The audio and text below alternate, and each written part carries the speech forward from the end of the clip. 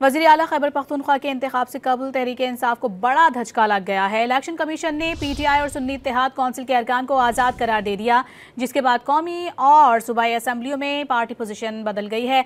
Election commission ने supreme court के 25 अगस्त के हुक्म की रोशनी में नोटिफिकेशन जारी कर दिए।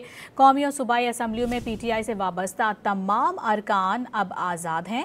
इलेक्शन कमीशन ने कौमी असम्बली 326 नशिस्तों की नई पार्टी पोजीशन भी जारी कर दी। कौमी असम्बली में नून लीग के 125 और पीपल्स पार्टी के अरकान की तादाद 74 है। आज़ाद अरकान की तादाद 79 है। MKM पाकिस्तान 22, काफ लीग 5 और IPP के अरकान की तादाद 4 है। मुस्लिम लीग ज़िया, नेशनल पार्टी और बलोचिस्तान अवामी पार्टी का कौमी असम्बली में एक एक रुकन है। जमीयत उलमा इस्लाम पाकिस्तान के अरकान की तादाद 10 है। BNP और PKK मैप का कौमी असम्बली में एक एक रुकन है।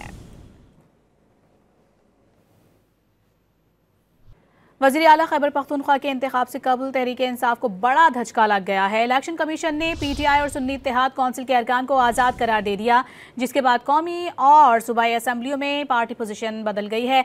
इलेक्शन कमीशन ने सुप्रीम कोर्ट के 25 अगस्त के हुक्म की रोशनी में नोटिफिकेशन जारी कर दिए।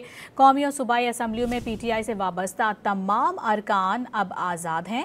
इलेक्शन कमीशन ने कौमी असम्बली 326 नशिस्तों की नई पार्टी पोजीशन भी जारी कर दी। कौमी असम्बली में नून लीग के 125 और पीपल्स पार्टी के अरकान की तादाद 74 है। आज़ाद अरकान की तादाद 79 है।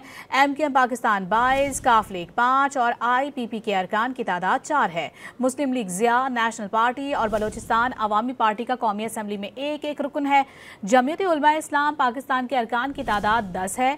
BNP और PKK मैप का कौमी असम्बली में एक एक रुकन है।